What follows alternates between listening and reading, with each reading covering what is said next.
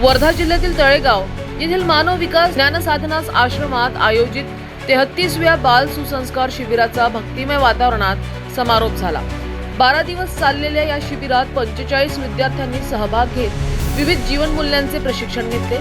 ग्रामगीता दास अत्रे महाराज जयंती महोत्सवानिमित्त आयोजित करण्यात आलेल्या या शिबिरात विद्यार्थ्यांना योग, प्राणायाम, कराटे, लाठीकाठी, वक्तृत्व, संगीत, स्वयंसेवा आणि मोबाईल विरहित जीवनाचे धडे देण्यात आले। समारोप कार्यक्रमात विद्यार्थ्यांनी योगासने, कराटे आणि लाठीकाठीची आकर्षक प्रात्यक्षिके सादर करत उपस्थितांची मने जिंकली। समारोप सोहळ्याला माजी आमदार दादाराव केचे यांच्यासह अनेक मान्यवर उपस्थित होते। तर शिबिर यशस्वी करण्यासाठी योगदान देणाऱ्या दानदात्यांचा सन्मान करण्यात आला। तसेच सर्व शिबिरार्थींना प्रमाणपत्रे व भेटवस्तू देऊन गौरविण्यात आले।